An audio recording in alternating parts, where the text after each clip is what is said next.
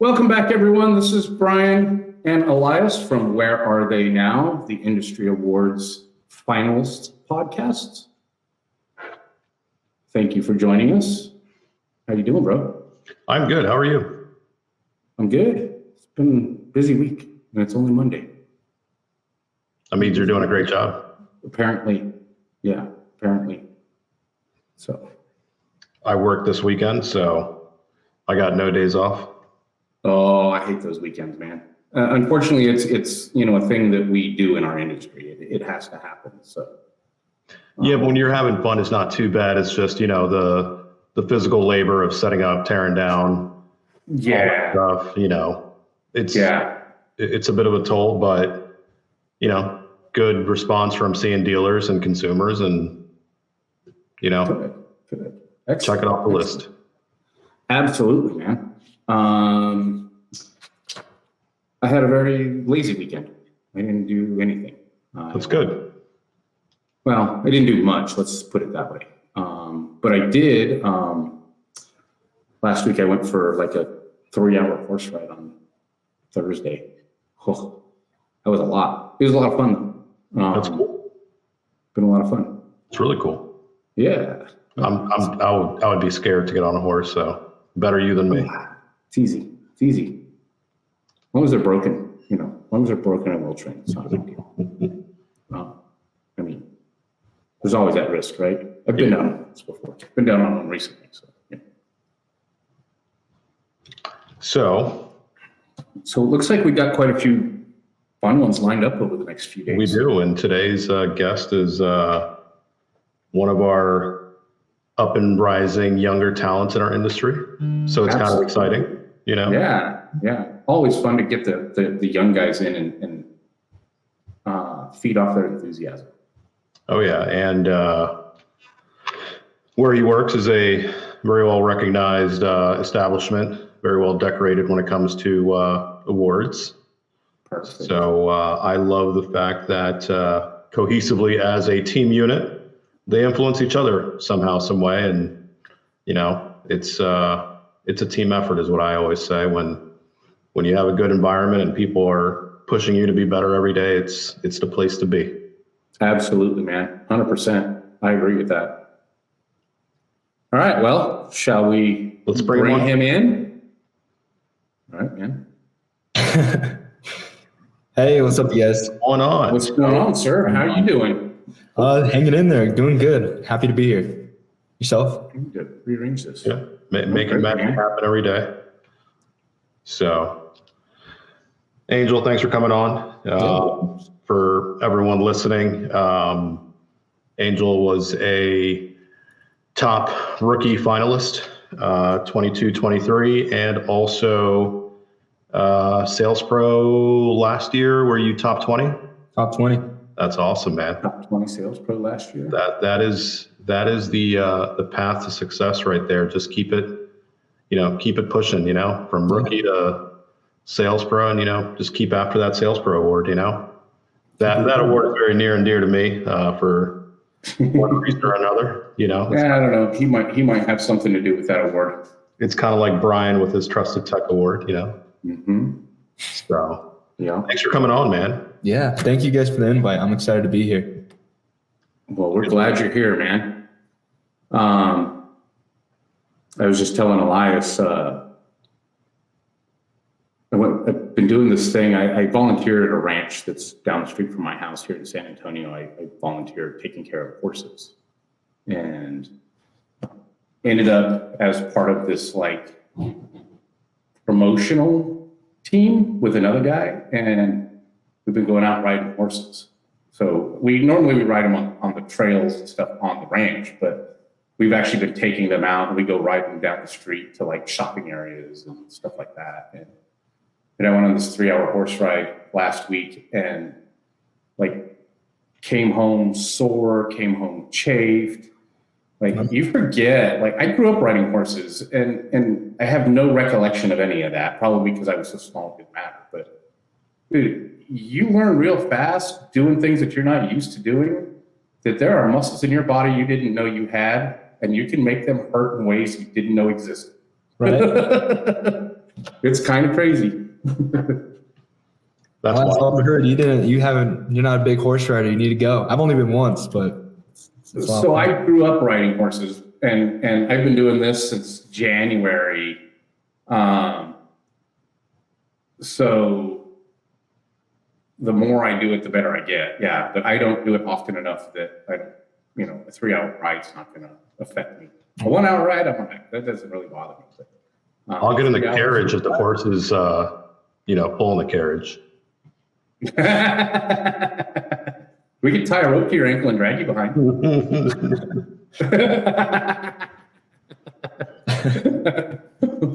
We'll put you on a creeper and tie a rope to the creeper. See how long it is. Yeah, no. Dude, that might be fun. Creeper Yeah, maybe one of races. our episodes we'll do like a blooper / jackass reel. Horse-drawn creeper races. That might be interesting. If we had a knowledge fest somewhere where there was like snow and we just did like, I don't know, maybe like a little sled race, that'd be fun. Salt Lake. Could you imagine like a bunch of broken installers afterwards? Why can't you When I report lived in- back to work? Well, what had Oh happened? my God. And you would be When I like, lived yeah. When I lived in Denver, I lived in Littleton for a while, and we opened the Littleton Car Toys. And our ramp into our bay in the back was like sloped pretty good. It was like about a 6% grade, I think, or something like that. It was pretty heavy. Wow. And we used to take our seats, like our little roller seats, and we would line up at the top and grab a hold of your seat with your hands and pull to your butt, and so you'd have two guys push you, and we'd race down the hill. Slam into the curb, go tumbling over, whatever. It was funny. So we need a pitch to Chris Cook, Salt Lake City.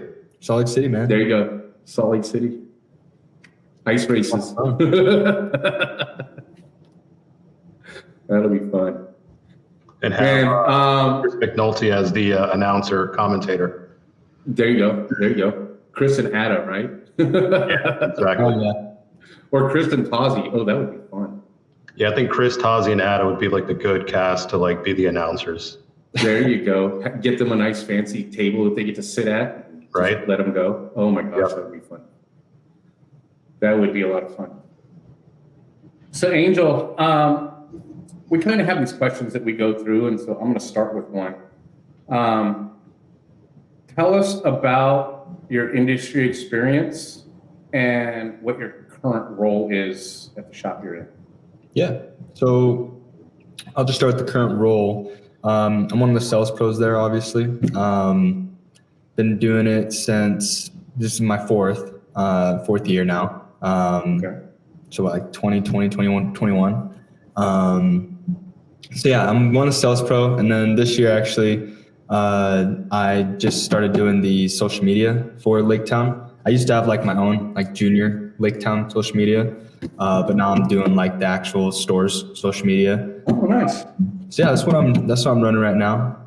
Experience in the industry, it's been one fun ride for sure. Like before this, I was doing a not so fun job. So having something where everybody is so like friendly and interconnected in a way, like it's just one big family. And I haven't really had like a career like that before. And because before I've had jobs, I'd consider this a career just because of Right. how long I've been in it and what my plans are. No, dude, it's a lot of fun. I'm loving it. I go to work every day loving it. So rather than before. Well, that makes it easier, right? If you enjoy what you do, that makes doing the job so much easier. Sure. And not every day is a perfect day, but if you have more good days than bad, then that's definitely a bonus. So. Mm-hmm.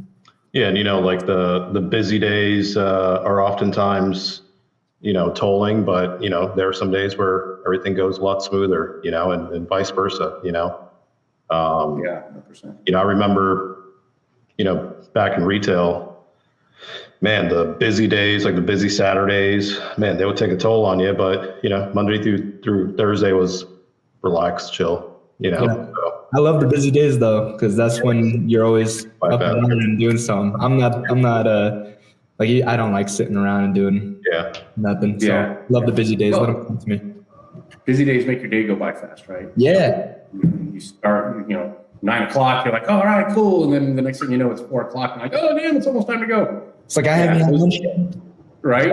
Really? Yeah. Your cold lunch is still there. Yeah, there you go. Somebody brings you a burger and it's all dry and nasty by the time you get to it 3 hours later because you were too busy. Those things happen, man. Yeah. Remember those? Yep. You're late too. Seriously, it can get busy. So yeah, I've left my lunch on the table before and come up, like got my gal downstairs who does our inventory come up, like, hey, I put your lunch in the fridge. And I'm like, God dang it. And then you're not even in the mood for it anymore. It's like, I'll pick up something after work. Right.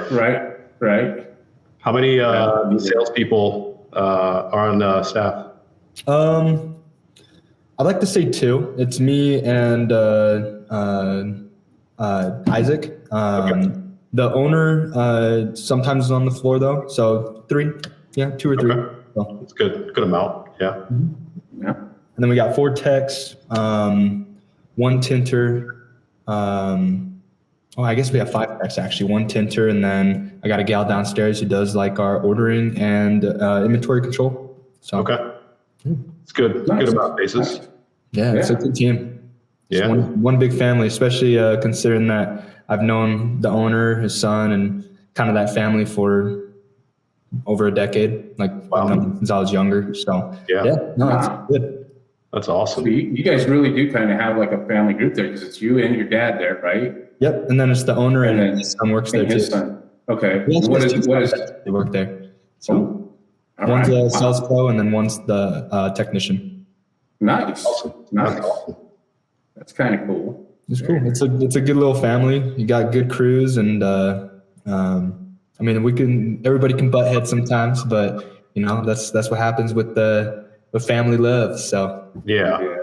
They just want That's what happens in install bays and stereo shops, no matter what. Right. Doesn't matter if you're family or not. People butt heads. I mean, I've seen fist fights with installers in bays. It gets nuts, dude. really, Oh yeah. I haven't seen that. Yeah, hopefully you don't ever. Yeah. No, I'll tap out, man. Good. Guys going at it, almost slamming into cars. I mean, and I'm not talking like joking around. I'm talking full blown, trying to whoop each other's ass, fist fights. Ooh. Like crazy stuff.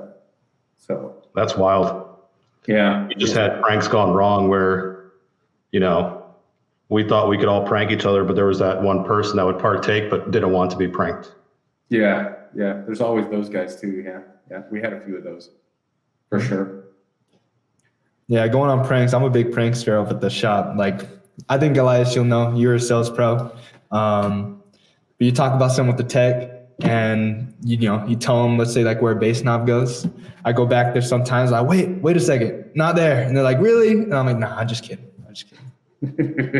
Yeah, I worked with Jesse Mitchell, and if I did that, he would throw his shoe at me. Yeah. So yeah. I've been told to leave. So. Yeah, and then one of my other friends worked part-time. His name is Tommy Chan. If I were to even try doing that, I would get this evil side eye. Yeah, I got right. Maybe now's not the time. It wouldn't favor well for me, especially with Jesse. We had one time. I worked at Car Toys in Aurora, Colorado. And I don't know if you guys know the trick, but if you take the drywall screws that everybody used to use, you can take a pair of snips and cut the tips of them off, right? And you take a little bit of that black dum-dum and you stick it to something and it looks like a screw's poking through. We did that on a boat. We did 8 screw tips on each side of the boat where we literally took a ring and marked where they would go for an 8-inch woofer. Mind you, where the woofer mounted and the outside of the boat was 3.5 feet apart. But we put these little screws all around it and we left it and we had this general manager that nobody liked. We messed with him all the time. And we left it there for 2 hours and he came through and he was he stopped and he looked and he started screaming, what? And he's just losing his mind, right? Because now all he can think is there's this $150,000 boat sitting in our bay with screw holes in it. And we just let him go and let him go and let him go. And we're all trying not to laugh. My coworker and I are in the boat hearing him, and we're just trying not to laugh. We're just dying trying not to Give it away. laugh.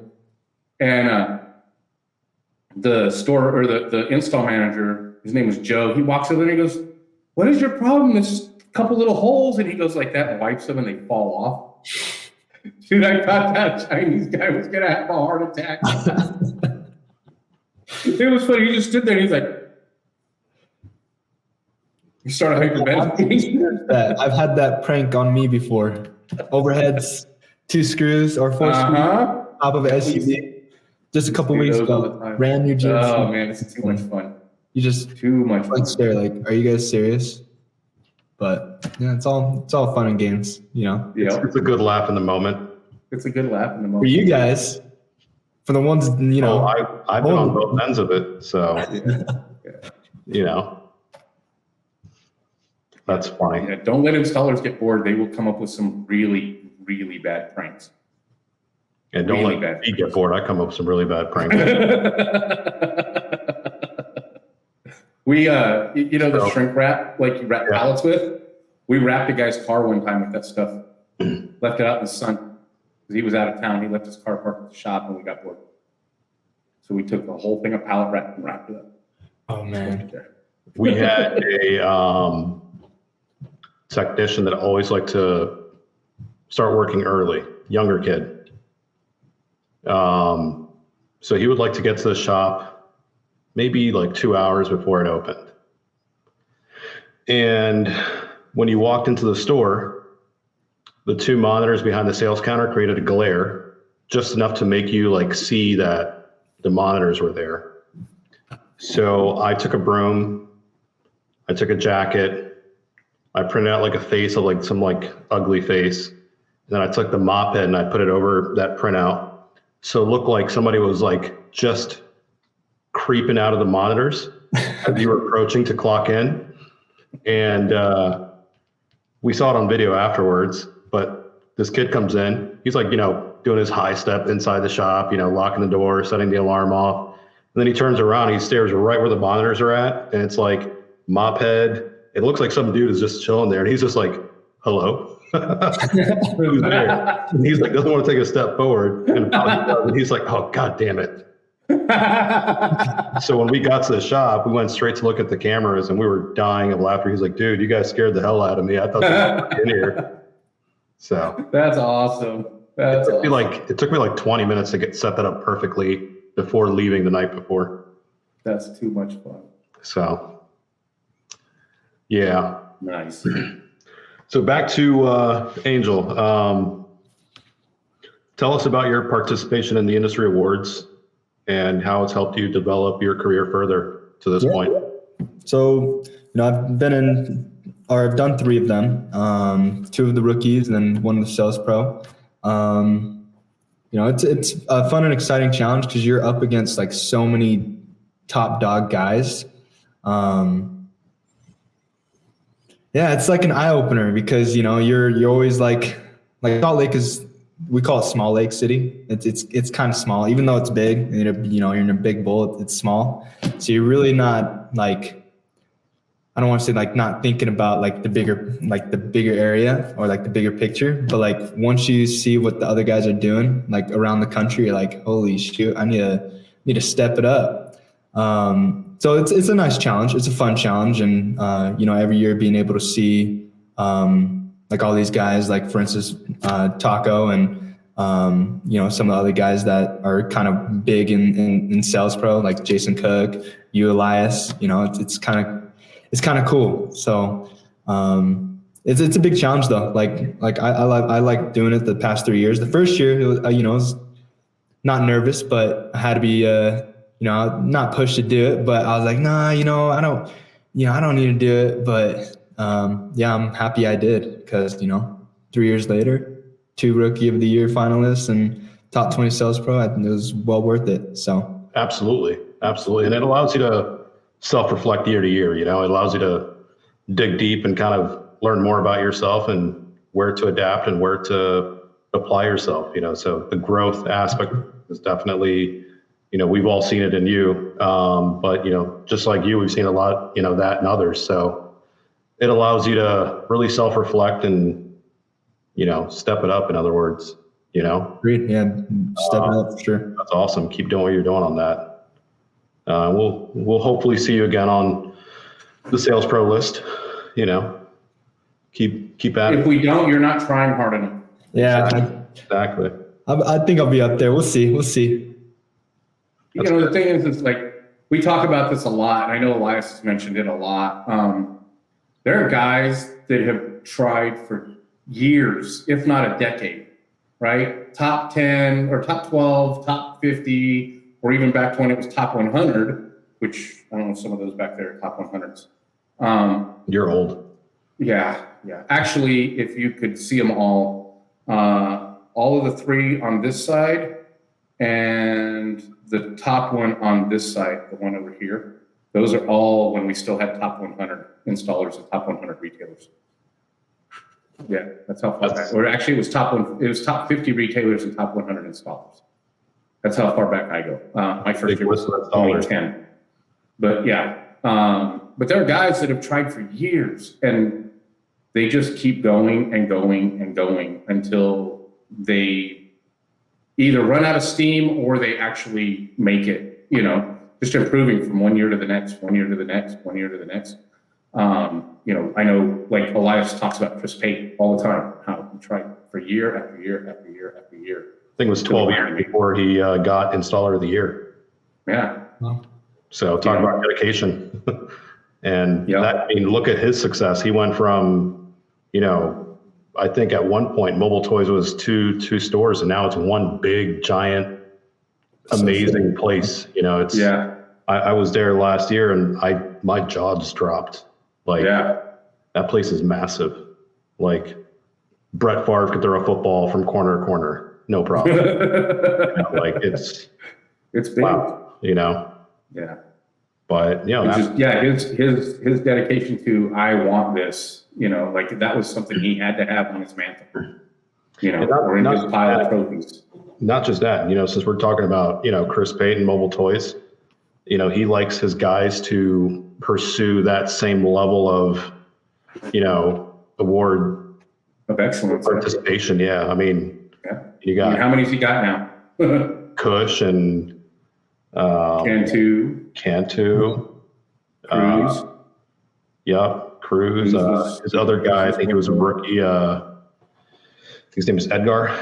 Yeah. Yep. So, I mean, it's just when you have that aspiration and that, guidance from someone like Chris Pate, it's got to be intoxicating to just want to be part of anything and everything. And, regardless of who it is, you're always going to have that person to push you. I'm sure you, Angel, you have a lot of people in your, corner that push you to be better every day. And I believe that, we all, need that.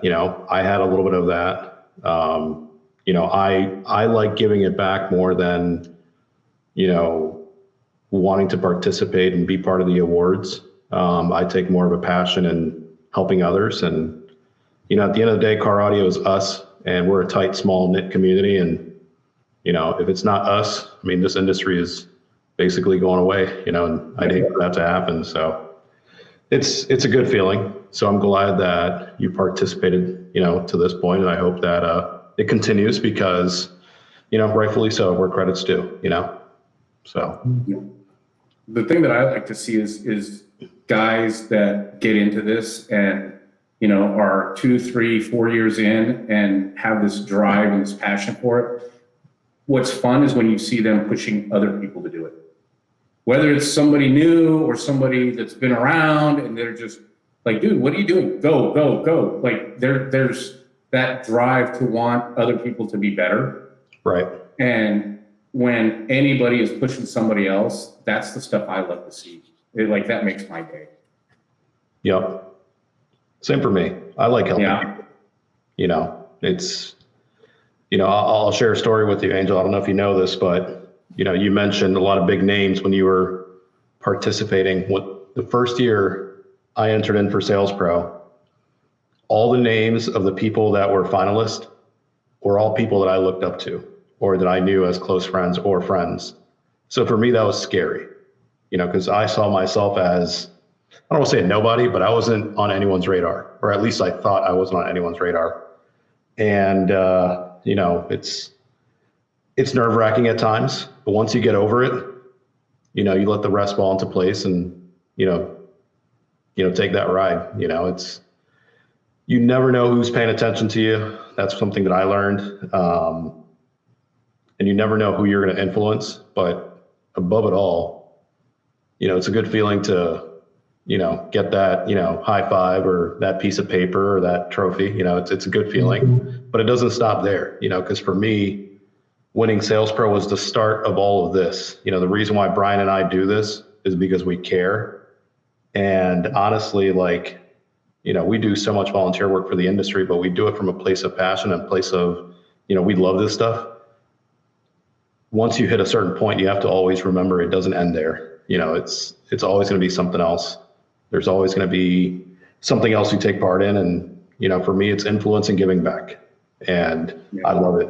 And it's a good feeling. It's a good feeling. These podcasts were, it was Brian's idea, but it came from a place of, we want to do this not only to talk to people, but we want to be able to influence others, through these podcasts. And sometimes these podcasts can get a little, redundant in a way, but we do it because we want to have this, network to give back to people. And I think Brian would agree. Yeah, 100%. Yeah, my whole thought on this was, if we can get former participants, former finalists, to talk about even just a little bit of their journey or where their career has gone. It only takes one of you guys to inspire somebody else. And if us sitting down talking to you or talking to Ada or talking to Chris McNulty or talking to Jason Cook or whoever, it doesn't matter who it is. If that conversation sparks an interest for somebody to participate or to try to grow, that did everything we ever wanted it to do. Yeah. Absolutely. So tell me this, what has been, since you participated as rookie, what has been the number one thing growth-wise that you focused on to get better at what you do? Good question. I think it's got to be, being creative and being creativeness and friendliness, because at every year doing the industry awards, everybody's so friendly and you're just trying to be just like them too. Like all the, bigger guys, and trying to set a good example for the industry. So I gotta say probably, having the creative flow in doing your work. So if a customer comes in, it doesn't have to all be business. You can have a creative approach for it. Like for me, talking to customers or potential clients, if somebody's wearing a watch, I always ask kind of what watch they're wearing, and just kind of, small talk, that for a bit. And then, we talk some business, or like I said, Salt Lake City is pretty small. So we get a lot of high school people coming in, and I always ask what high school they're from, what sports they've done. So it's a creativeness and being friendly. I'd say that's the biggest thing. I was going to ask when you said creativeness, but yeah, having that one-on-one individual conversation, definitely, I like that. I like that a lot. Yeah. What I like is helping the high school kids out, because when I was in high school, I was a car audio enthusiast, and a lot of the local shops never gave me any attention. So I had a chip on my shoulder, throughout all that process. So when I finally made it to retail, I remembered that. So I remembered where I was and who never paid attention to me. And everyone that was high school, college kid, I would take all the time, give them the tour, blow their mind with what was in the shop, look at their car, answer the questions. Because even if they didn't buy today, they're probably going to be a customer tomorrow. Yeah, you're planting that seed. 100%. That's something that always stuck with me, just because I was that kid, and I remember visiting like 4 or 5 shops. No one would like even say hi. I was lucky to get a hi, but you know, it's one of those things where that always left a chip on my shoulder, just because, you know, I had a couple bucks in my pocket, maybe nothing, you know, spectacular, but you know, I had something, you know, and I just wanted to be part of, you know, the car audio lifestyle. I just wanted subs in my car, you know, I wanted to make and Just want some subs. you know, that's all I wanted, you know, so. Yeah. I need some whoopers and some queetas. Exactly. Some 6x9s. Some by-nines. So I need 6 by-nines on the back deck of my Oldsmobile. You guys don't even remember that stuff. No. That was a long time ago, man. wheels were on their way out when I was starting. Liza, I like what you're saying about or what you said about the younger generation, because like I was saying, we have a lot of those people here too, who are just like coming in, and whether they look some or not, or whether they do something with us or not, you're planting a seed for them. And I've had a lot of times where, you know, I'm helping a younger kid out, and then he comes in, you know, this is like hypothetical, but he comes in, you know, 2 days later and he's with his grandpa or something. And then, Right. you know, his grandpa's like, all right, let's do this for my grandson. And you're like, okay, yeah, let's set it up. I got you next Thursday or something.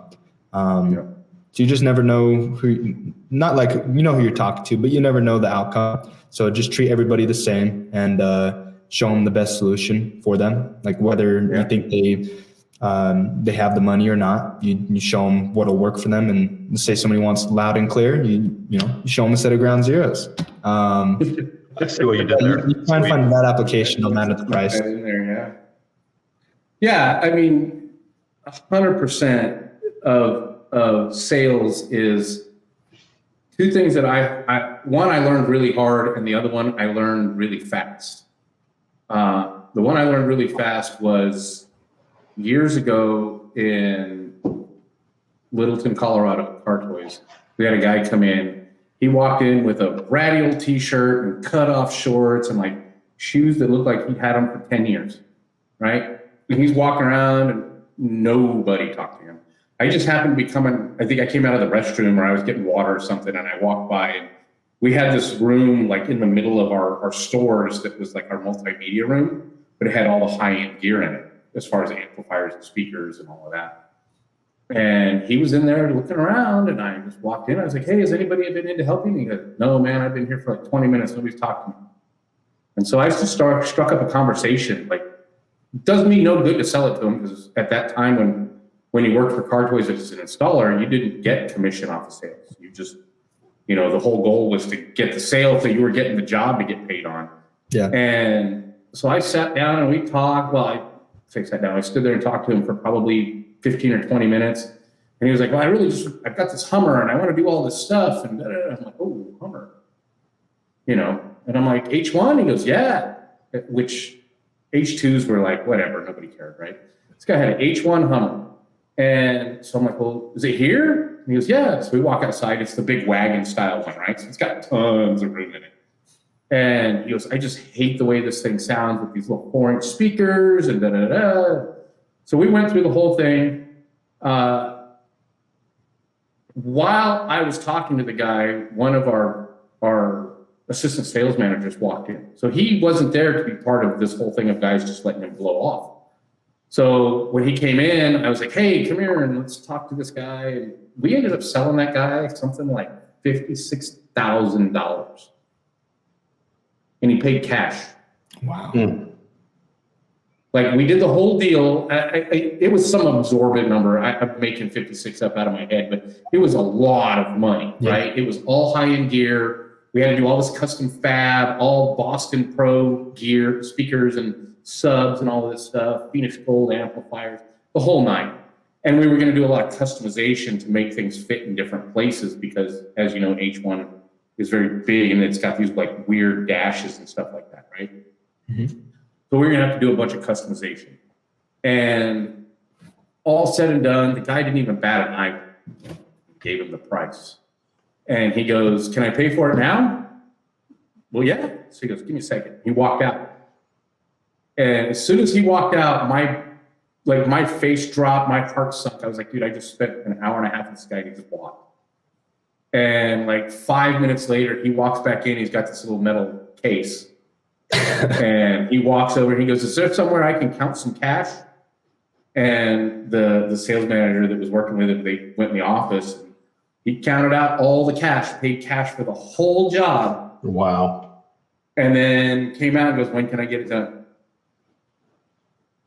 And so they scheduled it. And I learned real fast, never judge A book by what somebody looks like. You know that guy put that outfit on purpose. Yep. Right? I bet you if he walks in to buy a car, he walks in like a wife beater and like, those same shorts. He looks broke. But every one of those guys, and after he left, I stood there and I looked at every one of the guys, including the store manager, was like, "Y'all just screwed yourselves." They didn't even know. Like, they didn't even know we closed the deal. They were all busy doing their thing, standing over, playing with cell phones, whatever.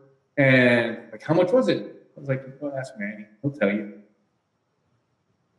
Dude, that's a huge commission, right? That's a huge commission when you sell something like that.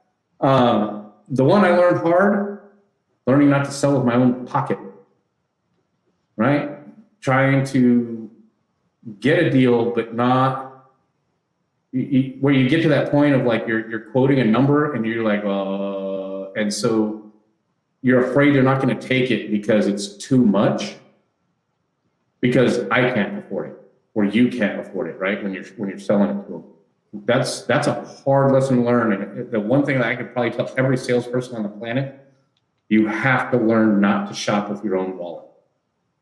Yeah, Your wallet ain't theirs. the customer will always tell you no if they know they're out of Yeah, the price point. So until you get that no, it's not, never done. it's never done. Always for the most part, top down sell and let the customer decide what they want to do. Yep. And even like with top down selling, I had my own spin on it. I wouldn't say this is our most expensive or our best or anything. I would just say, "Hey, can I," like speakers, like demoing speakers on a display, I would say, "Hey, these are some of our best sellers." And I would go, $4, $3, $2,000. And it'd be like, okay. And then I would say, "But if you want something really good for the value," and I would go to like the $1,000 speaker, boom, right there. And they'd be like, "No, I like some of the more popular ones or the best sellers or whatever it is." They would tell you, like, even with like head units, I don't know if you ever saw pictures of where I used to work at, but the guy I used to work for had this, I don't know, he was crazy, but he displayed everything. You were basically walking into a showroom from every single brand catalog, basically. But, with head units, like, top down selling was really a important thing to do there, because you had every single head unit from every manufacturer, and how to tell them apart was really how you pitch them. "Hey, this is what we sell the most of. This is the most feature pack. This is the one I have, or this is the one that we all have, or this is, whatever." And people pay attention to that, so I always had my own creative way of doing top down selling, not necessarily like price tag. I would just say like, my own creative words of, this is our best seller. This was our best seller last year, and it is this year, things like that. Yeah. So, because we know what we have, but we also know that, there's a lot of good products in a value bracket too, We just got to lead customers. But, So I got a question for you, my favorite one, but I'm going to make it a 2-part one. I'm going to switch it up a little bit. So I always ask if you have any words of encouragement for anyone thinking about participating in the awards, or who hasn't, or who is, or just any words of encouragement. But before we get to that, I want to ask you, who has encouraged Angel to participate in the awards? My pops. It's awesome. Yeah, I gotta say my pops, number one. And that's awesome, because who better to know you the best than your pops, Yeah. So I'm glad he pushed me to do it, because I wouldn't have I probably would have met you guys, sometime down the road. But if you haven't done it, you got to do it because you'll meet some pretty awesome people in the industry.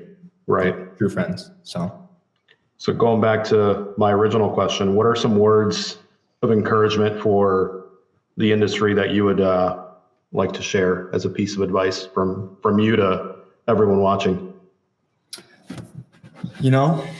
Just believe in yourself, I would say. Kind of going back to the selling point, you won't really get anywhere or like close a sale or make somebody feel comfortable unless you're comfortable with yourself. So just believe in yourself and try and perform the best you can, because people can see that.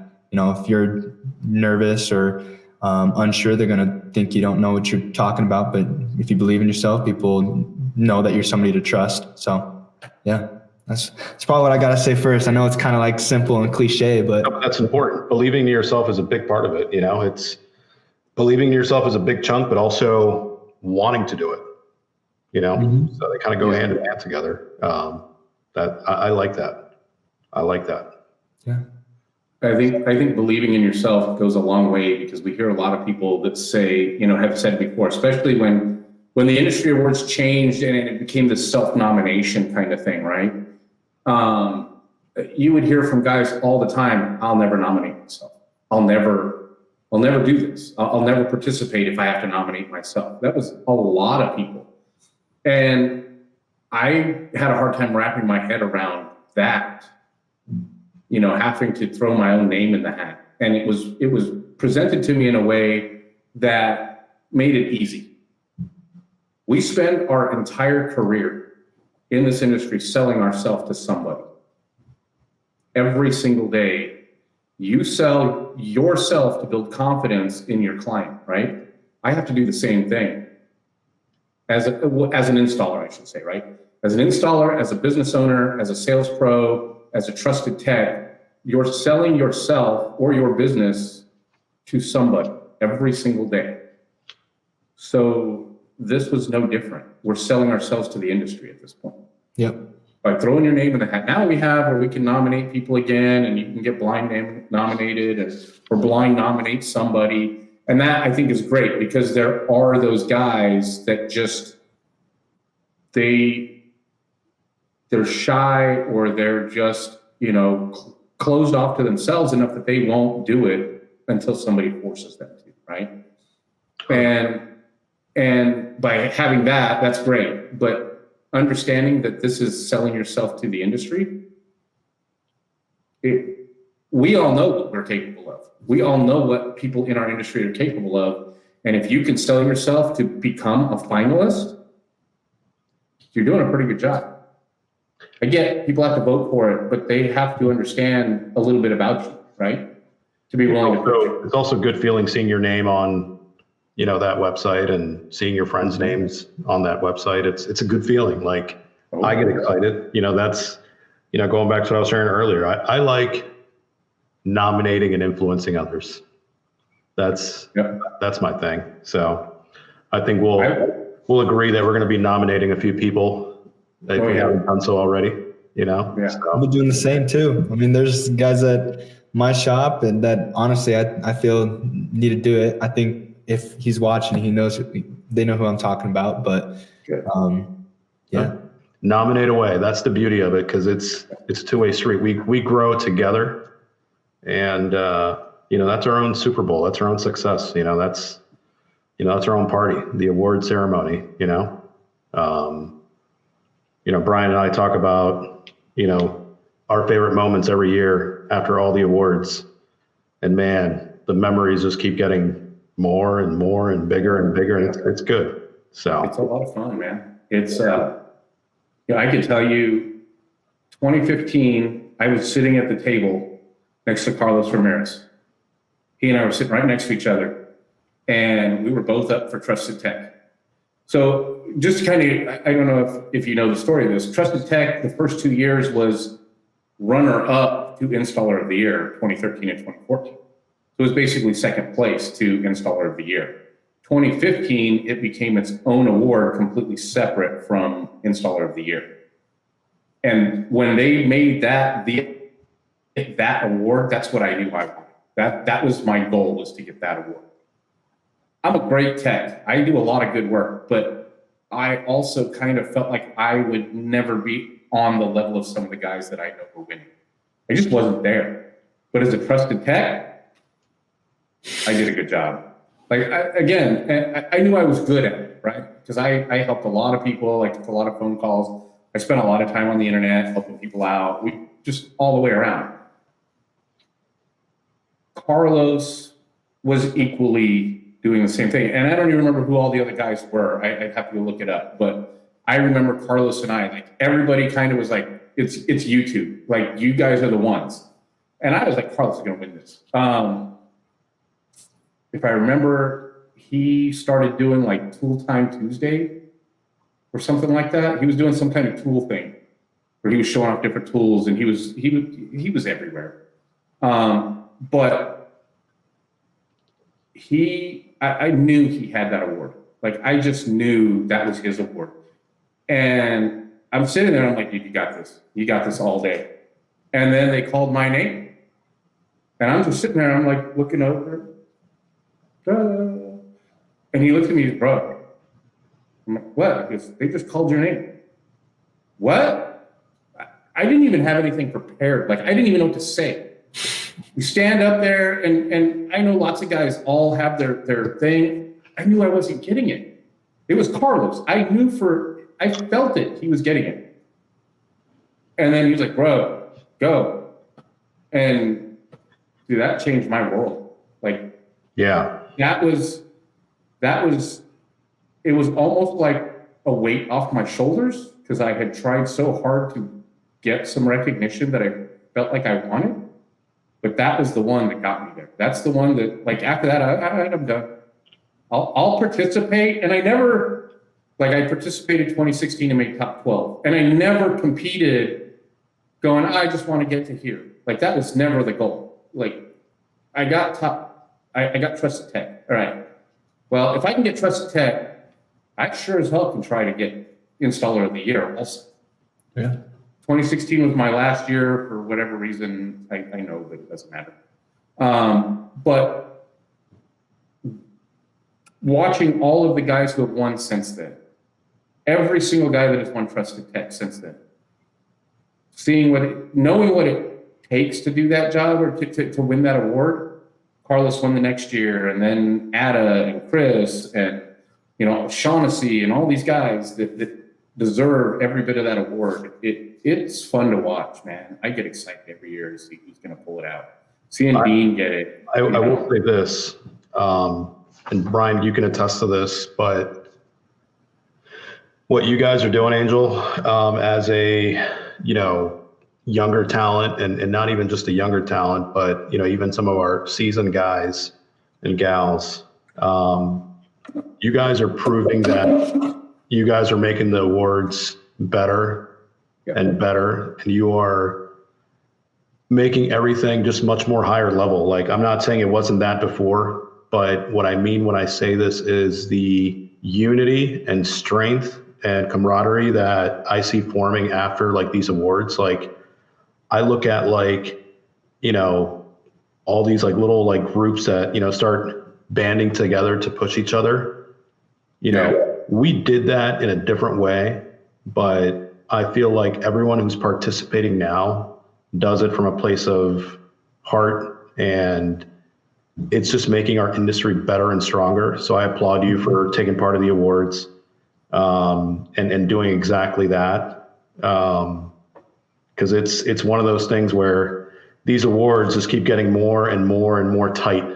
The competitiveness just keeps getting that much, that gap just becomes that much closer, in between, all the talent we have. So it's great. And, certain aspects, like when Sales Pro started, it was a small award. Now we're at 20 people, never like that. And, even like the rookies, like that list keeps getting longer. So there's growth. So I applaud you for you being part of that ride. You guys are really making a difference, and, keep after it, For sure. I will. Yeah. Don't let off the throttle, Yeah. and keep challenging like the guys that you know that are, you know, sales pros in the industry that you respect and that you lean on. Keep pushing them. Yep. Keep pushing them. You I'll know, push them like they push me, because I think that's what it's all about. Is everybody wants to see each other grow and be the best version of themselves. Yep. Absolutely. Competition promotes growth. 100%. Like in everything, a little bit of competition will always, because everybody's got to keep, if one guy gets here, now everybody else is trying to get there. And then this guy goes there, and then this guy, you know, and it's just this up and down. Not to be better than anyone, but it makes everyone better. Yep, it makes the industry as a whole better. Right. Watching your friends win. Industry, it's what we need. Oh, I get excited when my friends win. Like I don't really pay attention to which award it is. I like seeing my friends win, you know? Yeah. It's a great feeling. And you guys can all agree, being in that room, like the intensity is crazy. Yeah, you're like shaking. God, like you think you're the one that's going to get called up. No way. It's like, wow, it's insane. It's insane. It's a good feeling. It absolutely is, man. Like, watching people get on that stage that excite you or inspire you, it makes it more inspiring for you. Like, I remember sitting there watching guys that I looked up to get on stage and give their speech, and there are some memorable speeches. And going home, going, I got to start. I got to get at it. I got to try. I got to try. You know, and day one, you're starting day one after the awards, already in your head, what am I going to do? How am I going to do? I got to find, you know, you have all these ideas of things that you, like, I used to have to start making lists of things that installs I wanted to try to get done, or things that I wanted to try to pull off, and just all this different stuff that I wanted to try to accomplish because I saw somebody else do it. And, you know, and now here we are sitting here talking about all the stuff that we want people to do. It's a good feeling. Yeah. It's a good feeling. Yeah, I really like the industry awards because of that, because it's like a huge inspiration kind of environment, or like, you know, group. Like you go, you know, you're in Vegas or, you know, East, and you go to the awards, and whether you win or not, you're going back to the shop and you're like, all right, let's get to work. Because motivation, right? Motivation to try even harder. And it's like at the perfect time of year, you know, like in February, March-ish, it's like, all right, I need some motivation for this new year. And then you go and you're like, hey, what's up, you guys? You see your friends, and then you go to the awards, you see your friends win. Then you go back home and you're like, all right, let's get back to it, because this is for the industry. So yeah, and you hear Taz. One of my favorite things. You do listen to Taz do his motivational speeches. I haven't, no. Yeah. I have to say, one of my favorite things about the awards that's changed a lot over the years is how people approach appearing at the awards. So when I got started in this, and the first awards I went to, almost everyone barely showed up in like jeans and a polo shirt or t-shirt and shorts or whatever, right? It was very, very super casual. And now you got guys coming in 3-piece suits. You got guys dressing to the nines, you know, putting the effort into what I guess the idea of an award show is, right? Yeah. The only guys that were in tuxes or anything dressed up when I first started attending were Solomon and Chris. That was it, because they were on stage. Yep. You know, everybody else, for the most part, you might get a guy here and there that was in a shirt and tie, but very seldom. It was all very laid back, you know. Now, look at how many people show up, at least in a shirt and tie. Yep. And slacks, you know. There's a few that still are just there to be there, but it's like it's growing quickly. Since like about 2015, it's just progressively gotten more and more and more and more. And I think that's another way that we push ourselves, is showing up. I hate to use the word respectfully, but again, in a manner that indicates that we're there for something special. Yep. and important, right? Not just showing, you know. And I was one of them. I accepted my award in a polo shirt and jeans. You know, nowadays you wouldn't catch me dead at the awards like that. It just wouldn't happen. You know, I go in a shirt and tie and a vest or a suit or something. You know, I put effort in, and I love seeing that side of it. It's tough sometimes, as you know, Brian, like if you're tearing down your booth, sometimes you leave, but it's tough. It sucks. Yeah, that side of it, I get it. Yeah, for the vendors, it's tough. Yeah, it absolutely is. We face a challenge, though that's supposed to be rectified this next year. So, Well, Angel, thanks for coming on. Yeah, man. Absolutely. Thank you guys for getting me on here. It's been Hopefully we didn't make you sweat too much, you know? Yeah, I'm over here sweating. I got a rag on the back of my neck. Okay. Yeah. No, it was a Hey, lot. listen, I appreciate it. one last thing. Challenge somebody. That's my ask from this. Find somebody in your shop, outside of your shop, it doesn't matter. Challenge somebody to participate. I'm on it. I already got like I said, if he's watching, they know who they are. I've got Okay. Gotcha. All right. Cool. That's All right, awesome. man. Well, thanks for coming Thank on. you for joining us. We really appreciate it. And hopefully we'll get to chat again sometime in the future because you got a new award to talk about.